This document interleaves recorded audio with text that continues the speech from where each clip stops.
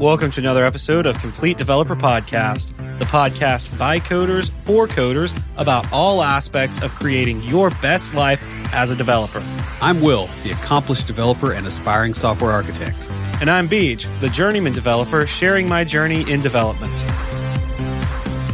If you've ever seriously tried to do test-driven development, it probably wasn't very long before you ran into something where testing became difficult due to an underlying dependency. Whether it's a database connection, accessing the file system, or dealing with the network, eventually your tests are going to have to deal with dependencies. In this episode, we're going to talk about several patterns that are used for dealing with complex and flaky dependencies so that unit tests can run quickly and reliably. But before we get started, Will, what's been testing you this week? Well, I actually did a test that was not quick, and I found that I had a bad memory stick in the computer.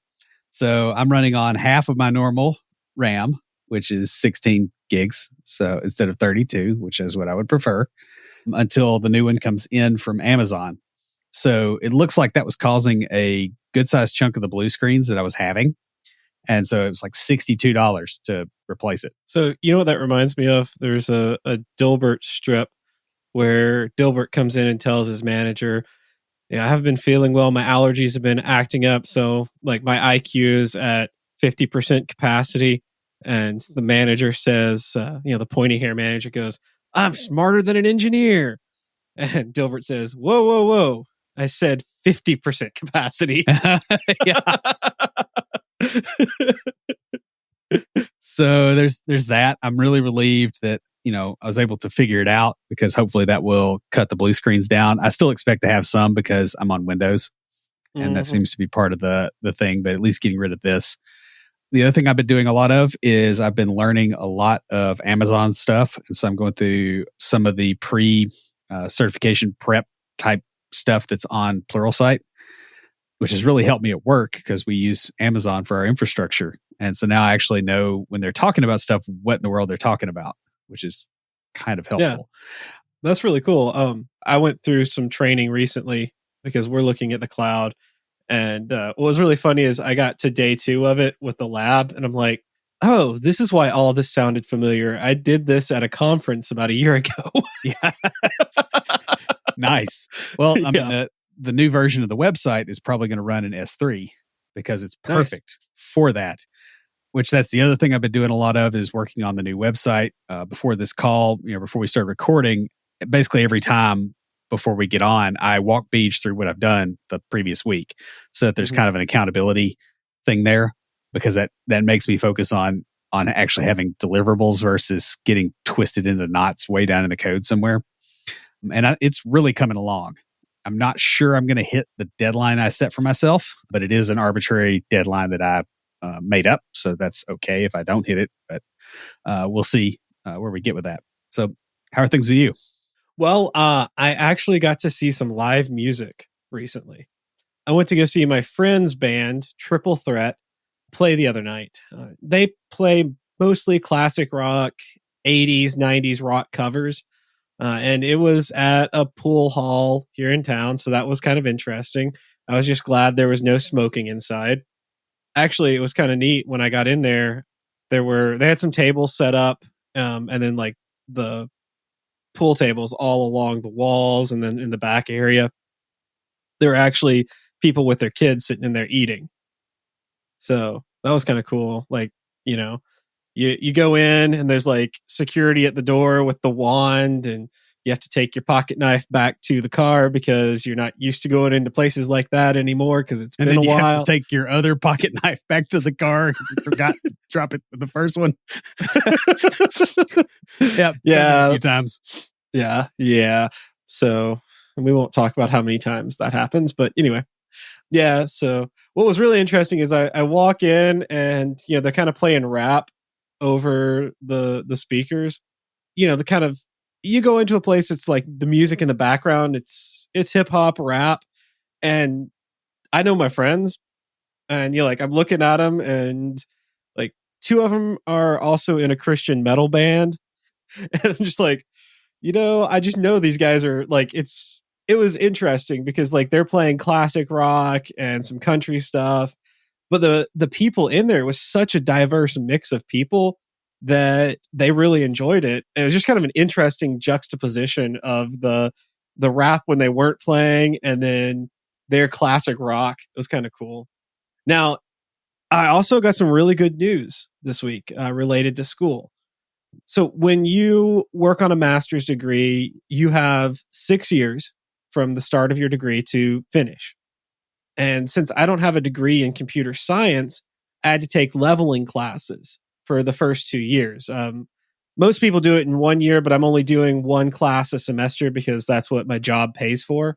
And since one of those leveling classes was an undergrad level class that I took at another school, my advisor and I, during my advising appointment, were talking. He's like, I don't know if they count that toward your time in grad school. He's like, we ought to check and see if that, if they count that semester or not.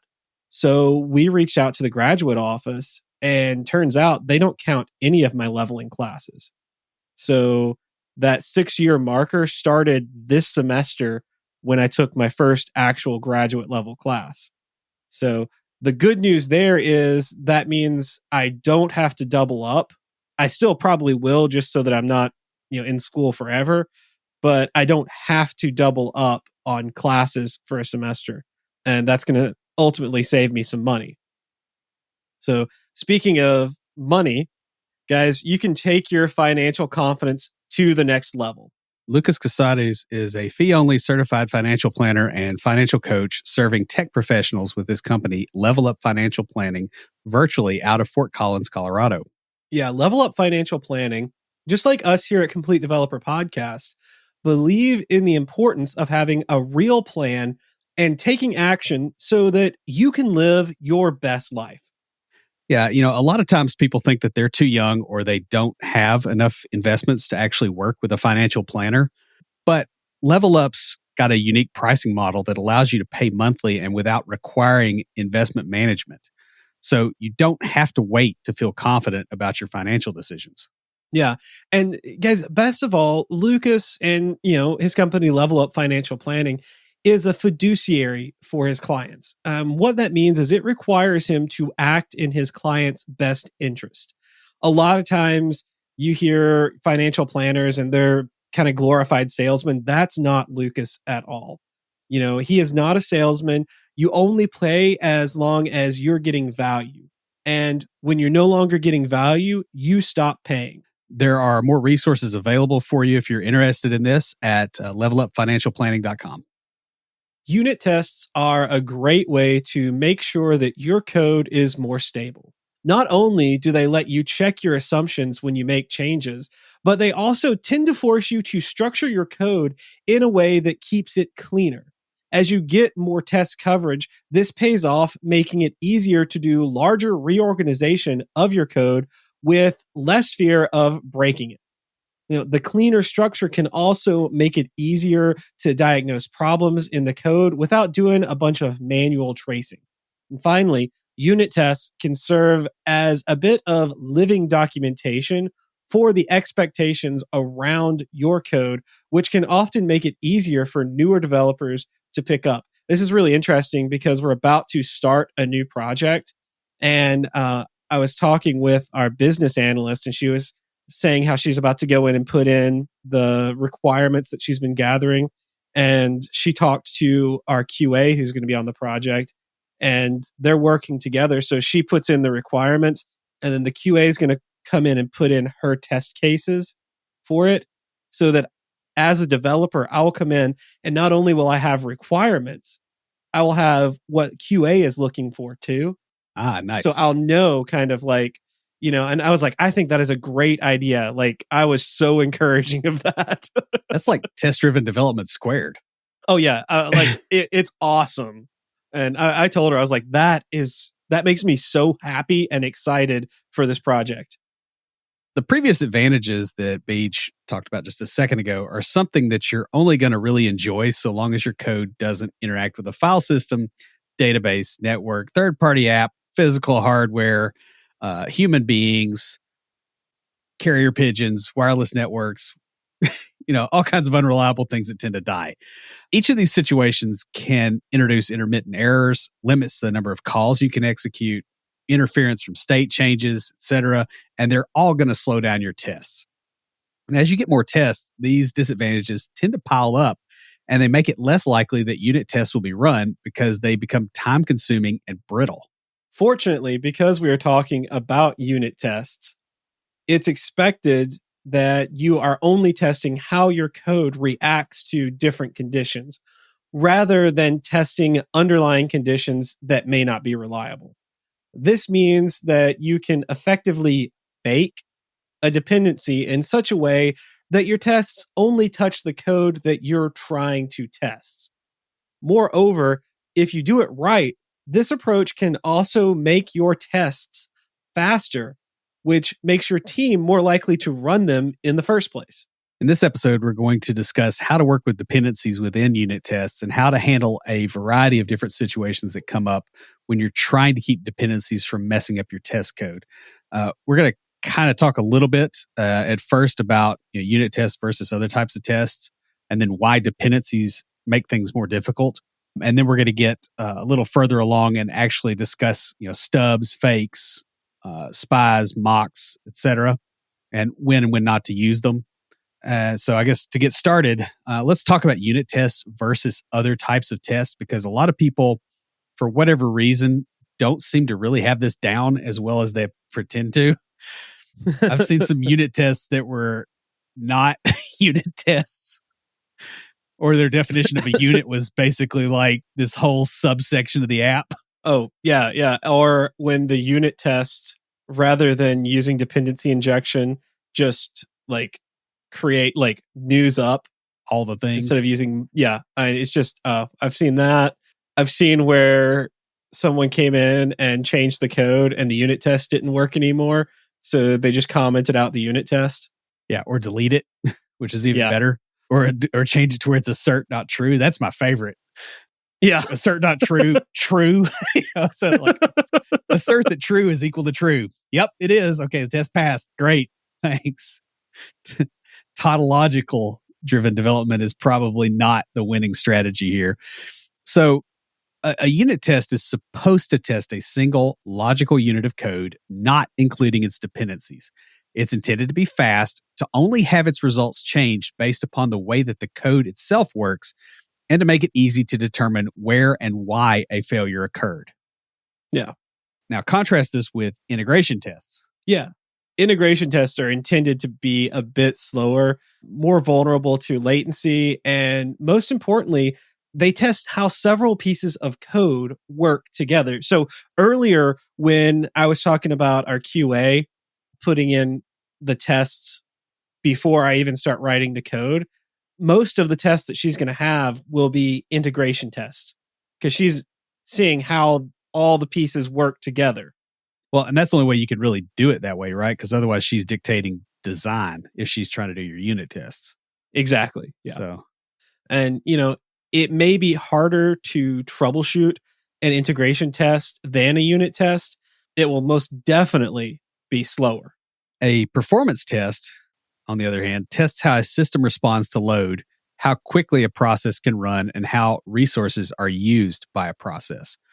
Generally, this is done over several components, so it's kind of an integration test type scenario. Although sometimes you will see single unit performance benchmarking in the wild, but for the most part, it is kind of integration testy. Is that a way to put it? I like that. That's good. That works. So functional tests focus on the business requirements of the application being tested. And these are a lot of what QA is doing. Right. They're doing a lot of functional tests that can be integration tests. Rarely do I see QA doing a lot of performance level testing. Usually I get together with ops for that, especially when it's load testing and that kind of stuff. Yeah, because they freak out. Yeah. If you do a perf test or a load test when somebody isn't expecting it, you will hear from ops. Yeah. So I usually involve them whenever I'm doing anything like that. But functional tests pretty much only check the final output rather than the intermediate steps. And it sort of depends, I guess, when I was talking about QA, it depends on what you're like, how you're doing your project management. Because if you're testing at the different levels when you're building something, then you're going to have QA doing integration and function testing, as well as the last one we have here, end-to-end tests, because they attempt to replicate the behavior of a user on a system and make sure that the whole system, like the longer workflows, work properly. Right. And you'll get a lot of UI automation on that. A lot of times what you do there is you just go, hey, can somebody sign onto the app and make an order and go all the way through without something breaking? And it is an integration test, but it's an integration test with user like browser flakiness and all the crap that comes with that. Oh, yeah. This is, if you do user acceptance testing, we do, because most of our users are internal. So this is where UAT is a big thing, because they're working through their workflow, not just testing the business requirements, but they're like, all right, how does this work with my processes and the way that I do my day-to-day operations? And does this whole process work for me? So speaking of things working for you or not, let's talk a little bit about why dependencies make testing difficult. The first thing is that they introduce latency most of the time. If you make a call to a real dependency, it's going to slow down your unit tests, sometimes drastically, like especially if you're, calling some crappy server that's halfway around the planet for some reason, because you've got to talk to it for the normal business operations. You don't want to do that in your test because that's going to slow it down a lot. Yeah, dependencies introduce breaking changes that basically aren't relevant to your tests. They may change under the hood, causing your test to fail, even if the actual code being tested didn't cause the issue. This could be you're testing code that calls a database and the connection to the database is down, or the database password has expired. I've actually literally had that problem in a unit test. Or there's no disk space on the database because somebody else is running a load test and you don't know that. Yeah. And you'll note the remarkably dialed in description that I just gave there. Not that that's ever happened to Will. Yeah. It's not my favorite situation because I spent hours trying to figure out what I did. And I shouldn't have been doing that in a unit test, but I was trying to prove something would work and not realizing that, they were putting a load test on the system at the same time. And somebody put like 160 million rows in this table that should have only had a few thousand. Yeah. And it was an absolute donkey. It's just, you get a lunch and you come back and the test is still running and you're like, what did I do? Do I have a non-terminating loop or something? Yeah, it was awful. Because my first thing is to think that I screwed up. And that's one of the things that a dependency will do to you is you don't know that you're the one that screwed up because there's other people now in the mix. Yeah. I mean, and the other thing is they introduce intermittent errors in the code. So if the dependency itself has some kind of limits, or worse, if it deals with hardware, it could periodically just flake out, as Will puts it. Yeah. Yeah. And this could be due to anything from temporary network outages to a drive being full. Yeah. Or a service limit being reached. So you're calling some API and they limit, how much you can call, and you just saturated that. And now you got cut off. It's like, wait, is your code working or not? Well, you don't know. Yeah. Dependencies themselves also tend to have dependencies because, it's objects all the way down. It's not turtles, it's objects. And some of those dependencies can be kind of hard to discern. So for instance, you may be calling some external component that deals with, a JSON payload that you send at it. And that thing is using a JSON parser, but it recently changed. Well, you don't need to know that for your test, but it could become relevant and break your test. And that's also very specific for a reason. Yeah. I mean, you do have to make sure that these things work, but it's really wasteful to do so when you're trying to iterate on your own code and get it right. And the other thing is a lot of times you can't test dependencies from your development machine cleanly. This happens a lot when you're, using like third-party services, like payment processors, where they have security restrictions around them. And, they want to call back into the server that called them, and you don't want to expose your main developer machine to the open internet for that to happen, because that's a bad idea, right? So you can't make that call. So next we're going to talk about why dependency injection and polymorphism matter. If you're using dependency injection, and this is very interesting because I was just explaining what that is to someone the other day, you request an instance of an object from a container that knows how to build it. This keeps you from making your code overly coupled to the types that it uses, rather than just their interface contracts. So basically what this does is you're building something like, say, a class, and that class relies on service XYZ. Well, when you construct your class, you say, hey, I need service XYZ. So whoever constructs your class passes in service XYZ. Or if you're using a DI framework, then that handles it. And like, I love .NET Core because you can specify very easily at what level of persistence you want your dependencies. So you can say, hey, I want a new one every time a call comes in, or I want, a new one built every time this class gets called, and so it's nice. I like there's more than just those two, but like those are good examples. Yeah, and the polymorphic part of it also matters here too, right? Because it allows you to swap out a different implementation of the same interface contract in different situations. Now, this could be something, if you're doing something crazy, like I want to switch out my database provider, you could theoretically do that. I don't know a whole lot of people that have to do that, but that's a thing. But you could also say, hey, I want to, instead of using this service that is the concrete implementation, I just want one that fakes out the data so that I can test against it and make sure that my logic is good in these different scenarios. So a real life example of this, that's not a mock for testing, is I was building something to interact with a third party service that did not work with .NET Core. But they were going to come out with a newer version that did. So I basically built it where it, like, with dependency injection, and had a .NET framework class that would work with it. It was complicated. It was weird, man. But basically I built that so that it could be replaced. Right. And it was nice because you don't have to change anything else in the code, because everything else is just relying on the interface. Right. And you're just using that as an adapter. Yeah. Yeah. And so if you take these two techniques and you put them together, you can more easily isolate the code under test without your tests having to deal with any complexity due to the dependencies of your code, except for, obviously faking up those dependencies that are right under the class.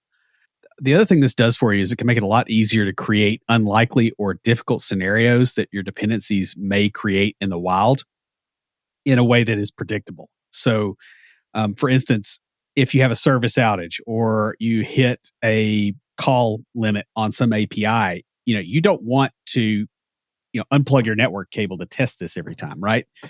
You just want the exception so that you can make it work without, a bunch of manual effort. And so you can use this technique to make something that creates that scenario without a whole lot of trouble, essentially. Yeah. That can be a lot of fun writing those tests if you enjoy like that depth of thought. Because I do. And I know not everyone likes writing unit tests. It's not always my favorite thing to do, but doing that level thinking is a lot of fun. Yeah. The only thing that's, I guess I would say that is a little bit difficult. Usually what happens is people don't think about all the things that can go wrong. And so once they get something that massively blows up, then they go back and they write a unit test that creates that scenario and they work on the fix, and then they get that out, and now it's in the tests. So it's more of an evolutionary process instead of a developer creation process, as it were. Now, we're going to start talking about test doubles here in a minute. And I kind of want to lay a little bit of groundwork here for how we're going to do that. What we're going to do is we're going to say that we have a user repository and we're making tests for it. And, it's going to allow searching, filtering, sorting, editing, updating, deleting, blah, blah, blah, all the crap around a user. And the real thing under the hood would use a database, but we're trying to make test doubles to avoid this. So we're testing a class that's consuming the user repository effectively. And so we need to spoof that thing so that the calling class can work with it and have a reasonable test bench that is predictable. In a real world situation, you end up probably starting with a stub, which we'll explain in a minute, and then you continue to add complexity only when it serves the purposes of the test. These test doubles that we're about to describe basically are a continuum of increasing complexity as you get all the way to the end. Yeah, so getting started, we're going to talk about stubs. Now, these are extremely lightweight. They return a predefined output regardless of what the input is. Like, I like this. We're going to talk about mocks in a little bit, but I use this in my mocks. But I like to do this where it's like, all right, you create this, you send in like any input, or you can, with some of them you can specify like any integer input, return this. Yeah, and we're going to kind of go through that as we go through the types. Like a stub is super duper lightweight, and so you would create an implementation of user repository. When they call get all users, here's your 4 users. It doesn't matter what you pass in, what filter constraints. Here's your 4 users. It gives you that back every single time, and this is usually, this is sufficient for a lot of test scenarios, right? Because I just need some data out of this thing, and I need it to be able to return it so that the caller can do its thing and actually prove that my code that I'm actually trying to test works. Okay. I see where you're going with this now. Sorry. Yeah. Because I combine, I don't think of breaking these, and I don't either. Yeah. And that's why I brought this up, because I actually had a conversation with somebody that didn't know the difference. And I'm like, well, it's like saying there's a difference between Europe and Asia. Yes, there's a difference, but you keep going east in Europe, eventually you're in Asia. And yes, there's theoretically a dividing line, but it gets more Asian the further east you go. It's a continuum. And so, yeah, when they talk about stubs, this is what they're saying. It's like, hey, this is just a thing that returns, something nice and easy, quick test. You can spin it up real quick. There's no complexity and there's no if statements or, different logic in the mix. Okay. I understand, because I'm doing some training pair programming with our UI lead, and he's teaching me some of like the Angular, whatever, like the newer Angular stuff, the stuff since 2. Because there's a bit of that. And so he was showing me how they mock up API calls, and there's like the stuff we've been doing is we're only 2 sessions into it, because we started off with me teaching him the .NET side. So like we're only 2 sessions in, so we did this, and it's basically what we're sending back. It's basically a stub. You call in and you get this back. So like I follow. That makes sense. All right. And then when you have to go the next level, right, you'll probably go to like using a fake. Again, assuming that you're only adding complexity as you need it, which is kind of the way we typically do this to start. And then after a while, we're like, yeah, I'm just going to mock bomb it, because you end up having to need it anyway. A fake is like a stub, but it can change behavior based on input. So, for instance, it basically can mimic all the possible behaviors based on input. And a good example for this, for a user repository, would include several different static sets of users that are returned under different filter criteria. Okay. So you go, I want the admin users, and it gives you 4 admin users. I want the regular users, it gives you 4 regular users, and it knows the difference. It's still static sets, but now you've introduced a little bit of a toggle in there. Okay. Now, because you're not using a real implementation, this is a good place to have certain incoming data values that trigger a certain type of result. For instance, you could say, hey, if I send in a request for a user ID and that user ID is divisible by 10, that returns an administrative user while others just return regular users.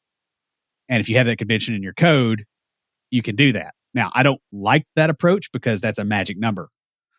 Yeah. And that's not any better in a unit test, in my opinion, than it is in real code, because a unit test is real code still. But that's a thing you can do, and it will work for initial early scenarios while you're building stuff out. You just don't keep it that way. So a spy, basically an advanced version of a fake, which is stateful. You guys noticing a pattern here? Yeah, that's the idea. Okay. Yeah, we're gonna get to what I'm used to, but we're gonna keep increasing the complexity here. So with the spy, this can be used for things such as retry logic, or for determining that a method was called multiple times. Yeah, so a good example of this would be like, again, with the user repository, because we're beating that to death, where the repository returns a static set of items, but it's got another method on there that removes an item from that set if you delete it in order to mimic real behavior. So that a caller goes, okay, I did delete it, and for some reason pulls it back another list and doesn't get the same one again and have something weird happen. So when you start getting into those kind of stateful dependencies, now you start injecting spies in there. Mm-hmm. The other neat thing about a spy is because it's stateful, you can also track the frequency of calls to the code under test. And this is really handy if a particular call is expensive in some way. Like it's using some service where you get a click charge, every time you call out to it, right? You're calling an AWS Lambda, right, under the hood. And yeah, the charge is absolutely minuscule, but you're noticing that your app is making a lot more calls than you think it should. And you've got some tests in place. You could write assertions that say, hey, this thing should only call this thing once. And if it calls it twice, it'll blow up and you now know where the problem is. And so you can use it in those kind of scenarios as sort of a backward performance test or a reverse load test. Oh, that's interesting. I hadn't thought about doing that. I like that idea. Yeah. Yeah. I've had to deal with that more than once. Yeah. So the last level, the top level here is what I'm used to dealing with. Ultimate. The ultimate, yes. It's final form. Yeah. All right. So the final evolution of this Pokemon is the mock. And this is what I'm used to dealing with, which is why I was like, all right, I see where you're going with this now. But just like a spy, but it's more flexible. Behavior can be changed dynamically based on the scenarios. This gives full control over the behavior of the mocked objects, including objects that the mock returns. So and this is what I've done, where you can literally say, especially if you have like overloaded functions, right. Like you can say, hey, for this function, if you pass in an integer to it, do this. If you pass in a string to it, do this. And you can say a specific integer or any integer, or, and you can like specify what you want to do. Usually when I'm writing my tests, I'll write my mocks for just generic stuff. Like, all right, I'll mock out an interface and I'll be like, all right, this takes in an integer because it's like, it's a get by ID kind of thing. And it's like, all right, here's the ID. But then if I need to say, all right, if I need a specific kind of test, then I can go and add that more specific thing to it. Yeah. The other fun thing with mocks, and this is where I get to use them a lot, is where I don't necessarily love fluent interfaces, and this is why, is where you have something where the result of a particular call is dependent on the previous call, because the object is stateful in a weird way under the hood, where the sequence of calls matters. And so this is where you start using a mock, because you've got to be able to do state tracking, and you got to be able to say, okay, when they call this with these parameters and this with these parameters, and they call this other thing with this other parameter, here's the result. Yeah. And so that's where you start getting into using mocks, and fluent interfaces, in my opinion, are some of the worst offenders for this. The logic can get kind of complex. So for instance, like, with the user repository we were talking about earlier, you might use a mock when you want a certain user's set of user IDs to return different kinds of users in particular states. So for instance, their account's disabled, they're banned as a spammer, whatever, or different kinds of errors. So you send a user in with this ID, it throws an error going, hey, I didn't find this. And the logic for these gets very complex very quickly. And so you probably don't want to use a mock right off the bat, even though Beej and I probably do every single time. Because you can implement all the other stuff first. So you use a mocking framework and you get a mock, but really what a spy or a fake or a stub is a lobotomized mock. Yeah. And so you start there and then you go, okay, we're going to make Frankenstein a little smarter tomorrow so that we can test this other scenario. And especially when you get to where you're having to deal with calls in a certain order, these are really, really helpful. So I guess now let's actually talk about when you would use these different types of test doubles, because you're going to want to use the simplest one you can get away with, because otherwise you're fighting with your unit testing framework probably more than you want to. All right. So before we get into that, though, let's talk about when not to use them. Okay. I like that idea. Let's go with it. Especially since it's on the outline that way and I just was looking at the wrong part of the screen. We'll just leave that in because that, some people need to see behind the curtain on occasion. So yeah, you don't always want to use the most complex thing. Mm-hmm. Tests do become more complex and brittle the more complex the testing code gets, because it starts getting tied to the implementation.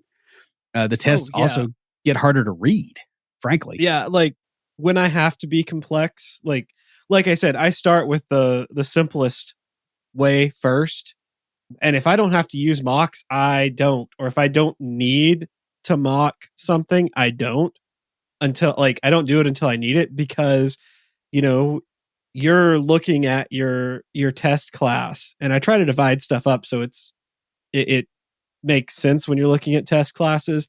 But you may be 100 lines down reading a specific unit test, and you're like, all right, well, it's calling this and passing this in. What's it what is it going to return that's then going to be used in this other place?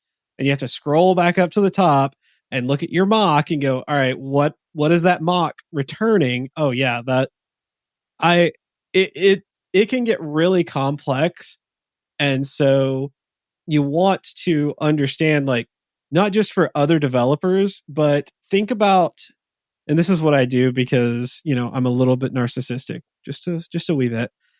I try to think, all right, what's it going to be like for me 6 months from now when somebody wants to add a feature and I have to update my tests? Yeah. And your tests are tightly coupled to an implementation that's about to undergo major changes because you mocked the daylights out of everything. Yeah. And I've been there, done that, did it last week. Not happy times. Yeah. Yeah. So the dependency between the test and the code under test is something I think a lot of people don't think about enough when they're testing, but that's still code you have to maintain. And the other thing is, when tests get complex enough, they may not give really good, useful diagnostic criteria as far as what failed. You'll get some crap like, oh, null reference exception. Okay, where'd that come from? It's in here. It's in the mock wire up code. Good luck. Because you'll see that kind of stuff because you've made it complex to a degree that maybe it doesn't deserve to be, versus getting a clean error because you didn't overly complexify everything, if that's a word. Is complexify a word? It is now. You're turning it into one. Make it, Yeah. Make it a word. Make it a word. Oh, that should be a hashtag. Hashtag make it a word. Hey, if the Potterheads could get Muggle made into a word, you can get complexify. Potterheads. That sounds like it ought to be a type of turtle. Like a type of turtle that lives in Oregon, actually. I think I've heard that term before, but I can't be for sure. I mean, I like Harry Potter too, so I can't really say too much, but All right, guys. So now that we've talked about why not to use these, let's talk about some use cases for each one. Yeah. So for a stub, you're starting out, you're testing the happy path, and you just want to get some semi-realistic data back to see that the basics are covered. Yeah. In Yeah. other words, So my app doesn't blow up when I give it 3 users because it turns out that I'm asking for a column that doesn't exist. so with what I was doing today in my pair programming, it was, hey, here's literally three objects that are going to are in this format that's going to come back. Let's see if we can get this drop down to work. And we had some fun with dot map and dot filter, but we got it. Little TypeScript. There's a couple of things I'm like, so I'm talking to because it's been a while. Like it's, oh my goodness, it's probably been over a year or more since I've done any real JavaScript coding. And so I said to my lead who was doing this with me, I was like, so here's what I would do in C#. I don't know how to do that in JavaScript. I know I used to know, but it's been a while. And if you give me a minute, I can Google it. Yeah. But, like the whole stub thing, I mean, this is the thing you use when you start out, just because you're trying to test assumptions and get broad swaths of the code working. Because usually what happens is the stub handles a whole bunch of stuff. And then you go, okay, I need to expand it and do a fake, but I'm not really using the fake for all the things. Yeah. And then the stuff that you use a spy for is even smaller subset. And then the stuff you use a mock for is an even smaller subset.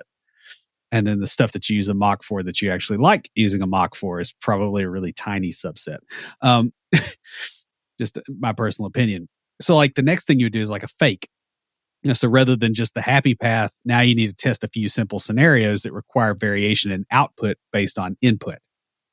So you went from get all users to, get users by organization. And you pass in an org ID. And you want those to be different because otherwise stuff will do weird things. That's when you've now moved up to using a fake. So with a spy, you've started testing things that can change state, and you need to be able to assert that certain methods were called and how often they were called. This is something that when Will mentioned that, I was like, ooh, like I'm thinking in my head, I could use that because I hadn't thought about testing for how often certain things were called, but I have some code that I'm like, that could be really useful. Yeah, it's really handy, especially telling the difference between 0 and 1, or between 1 and anything greater than 1, right? Because you probably don't care that it's called 3 times, but you really want to know that it is called or it isn't called. Yeah, or that it's called more than once. So it's like, it's called, but it should only be called once, not 5 times. Right. And if you start seeing that behavior, you may need to put tests in to catch that. This is also good when you're actually starting to delete stuff or edit stuff, because now you have state under the hood somewhere that is being tracked, and you can actually deal with that. And then you step up to a mock when you start testing complex scenarios that involve stuff like error states, complex workflows, or really annoying coding interface designs like Fluent interfaces, which has been the bane of my existence lately. Will does not like Fluent interfaces. Well, okay, I like writing them, but I hate testing them. Because it's always just, you got this sequence of calls, and it's really painful. Like we're doing a lot of query builder type stuff.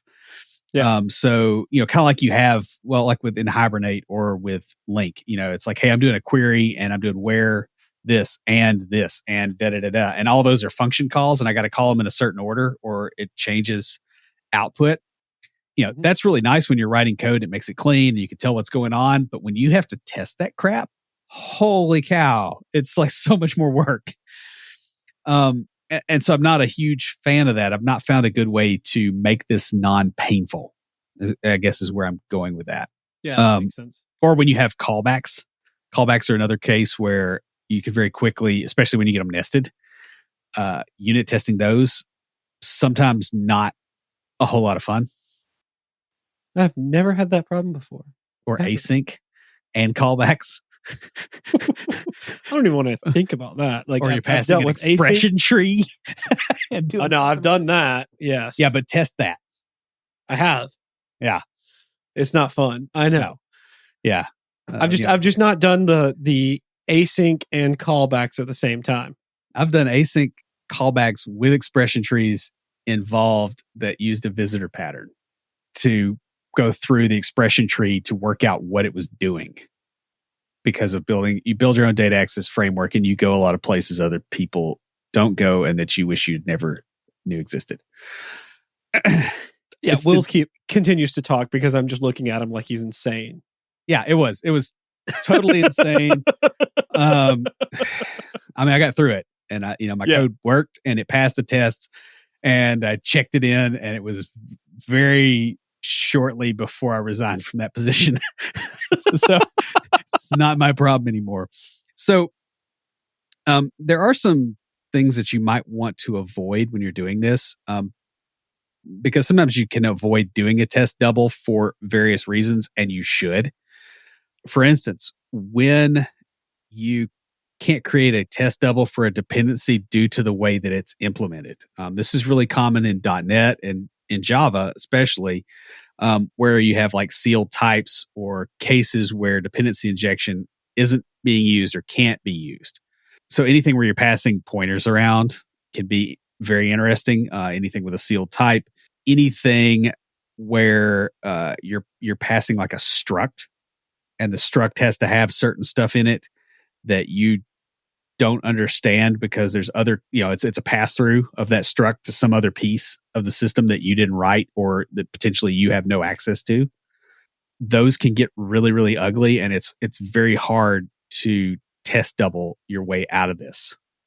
Like you can do it with sealed classes, sometimes with some shenanigans. So you basically make a class that has the same interface and takes the sealed type or like wraps the sealed type, and then you pass that class around with the sealed type in it, and you're just basically making a proxy around it. And you can do stuff like that, but it's not a whole lot of fun. You might also want to avoid this if you're doing something other than a unit test. If you're not trying to isolate the code under test, then you probably don't need a test double, because the point of that is to isolate the code under test. So if you're doing a end-to-end test, for instance, or an integration test or something like that, you might not want to do this because it will make your tests harder to maintain in that context. Yeah. The interface you're working with is basically syntax magic over the top of the real dependency. Fluent interface sitting over DB set and entity framework, for instance. I don't use EF, so in Hibernate, you have a context, right? And you've got, I'm trying to remember, like you have types hanging off of it that you can join and you can do all kinds of stuff with. There's some kind of entity that's like that, and I forget what it's called. Where you're doing the in Hibernate query language, like the HQL over those types. Of course, you have like a link interface now. We didn't when back in the day, but I got link. You got a link interface over something, right? Instead of mocking that link interface, what you do is you mock the type that link interface is working on, where it where it's got a data set under it, but you're not screwing around with doing full on mocking of the link side of it. You just mock the data under the hood. Fair enough. I follow what you're saying. Right. Because that is so much less painful. Yeah.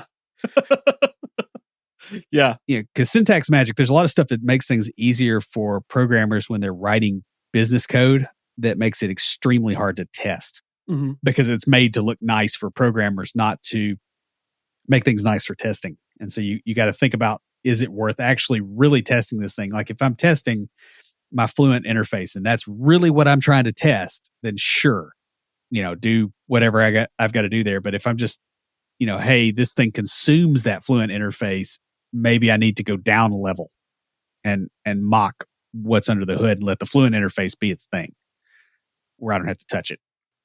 Yeah. So guys, managing dependencies in unit test is something you pick up over time. Like most other code, your approach to dependencies in a unit test scenario should start with something simple and then only add complexity when it's valuable and necessary. You don't want to add complexity for complexity's sake here. You do it when it's needed and when you have a good reason and you're getting value out of that. So we want to give a thank you and a shout out to Lucas from Level Up Financial Planning for sponsoring this week's episodes.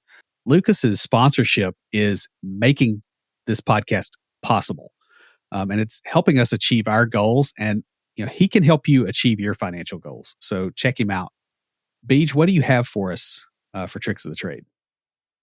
So, guys, I got myself in a little trouble recently, and it's funny because it was the same thing in multiple situations, like in multiple places. So it wasn't like all at work or all in my personal life. It was like a little bit like it was in several different places, and it was all within the matter of a couple of weeks. And it just really like it was kind of a slap in the face. It was almost like, wasn't one of my friends used to call it a clue by four? Uh-huh. Just like hitting you upside the head going, hey, pay attention to this. And so let me give you an example of what happened. I'm a leader in a lot of different areas, both at work and in areas in my personal life. And, I'm sort of like not like the top leader, but I'm like, I'm over a few things. I went up to someone and like I said, this happened not just one place.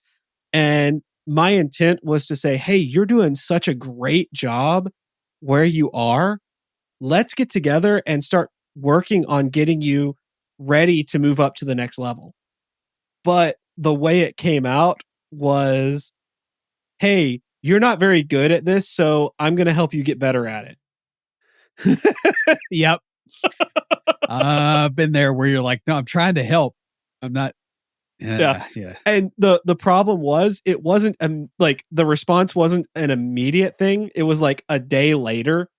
And one of them was like a few days later where the person came up to me in a completely different setting and was like, I don't understand because like the person over you, like your boss said I was doing really well at this and you're saying I'm not doing well at this and I don't understand who to listen to. And I'm like, oh, like at first I thought the person was joking. And it took me a moment to realize they were being serious. And I'm like, oh my goodness, I am so sorry. I was trying to tell you that you are doing such a good job that you're ready to move to the next level. And I was offering to help you train to move to the next level. Yeah. So it's actually a good thing. Yeah. Guys, what I'm getting at here is to be watchful about how you say things to people. Like, you may mean one thing, but it could be interpreted as something completely different. And this is, oh my goodness, this is especially true in today's world of remote work, where most communication is some form of text like email, Slack, text, Teams, whatever you're using. And like intonation and emphasis are completely lost. Sarcasm is definitely not your friend here. Thankfully, we don't ever do that. No, never. It's interesting that you bring this up because like I was looking at like some of the conversations we've had over the last 2 weeks. I was scrolling through it as you're saying that. And like if somebody else saw that, they would be like, man, these guys are just really jerks to each other. Because we've got that rapport and we understand the other one. Yeah. Like, you could say something that kind of comes off as a little bit snappy to me, and I don't take it as snappy. Oh, yeah, because I didn't intend it that way at all, and you know that. Yeah, and I'll occasionally look at it and go, well, he might have a stomachache today. Which is the other thing I've noticed is like, because you'll use more sarcasm when your stomach hurts. Because I've been around you long enough, and I don't know why that is, but that is something I've noticed. And so I'm like, okay, I know what's going on. We're good. Well, it's funny because, the other side of this is not to be easily offended. I remember a conversation I had with our friend Jason, who passed away. He was telling me that his grandmother asked him one time, she's like, why do you like hanging out with those guys? Referring to me specifically, but like our group of friends. It's always like, you. Yeah. And like, why do you like hanging out with those guys? They're so mean and rude to you. And he's like, what do you mean? And she's like, well, like he did this and said this. And Jason's like, they treat me like I'm normal. Well, Jason was like, that was hilarious. What are you talking about? Yeah. But like to his grandmother, he's like, everyone treats me like I'm fragile, but these guys treat me like I'm just one of them. Yeah. And, he didn't take offense at it. Other people were kind of taking offense for him. Yeah. But he didn't, because he understood that it wasn't meant out of rudeness. It was meant out of like joking, sarcastic friendship. But on the other side of that, when it's not like, when you don't have that rapport like Will and I have, or like Will and I had with Jason, you have to kind of watch what you say. Like even when it's like on a call or in person and you've got the ability to adjust your tone and your emphasis, because for me, it was like in-person conversation where this happened. And the thing is, what I didn't realize is in both situations, someone else had said something to the person beforehand that changed the meaning of what I was saying. So really, instead of them being a fake, they were more of a spy because they were stateful and you didn't know it. It's bringing that back into the episode. Yeah. Great way to like roll that back into the episode. But yeah, so they didn't know how to handle very the much mocking. so. Yeah, as it were. Very, very much so. So guys, just be wary of that. And like, sometimes it's, in my case, I was literally just trying to compliment someone and say, hey, you're ready to move forward. Let's work on that. Or in another case, I was trying to say, hey, you did a great job handling this difficult situation. And I didn't realize what had been said before made the way I said it come across as rude when I didn't mean for it to be. And so what I'm getting at is, one, kind of watch the way you say things, but also if that happens, understand that, there's a lot going on that is, one, out of your control, but also that you can't know ahead of time. So if you find yourself in that situation, what I did was I just straight up apologized to the person. I'm like, I am sorry, that's on me. I didn't realize that, I was coming across that way.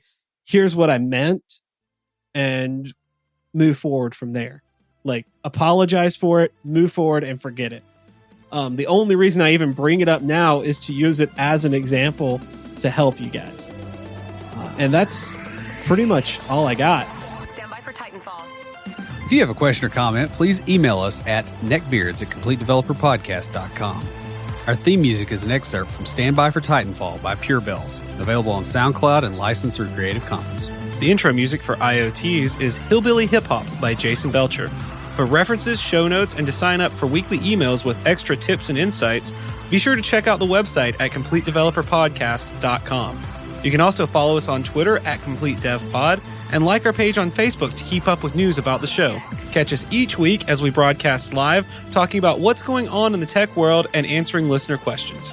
Learn more about all of our shows and groups by going to CompleteDeveloperNetwork.com, where you'll find links to Junior Developer Toolbox, Developer Launchpad, and our other communities. Thanks for listening. See you next time.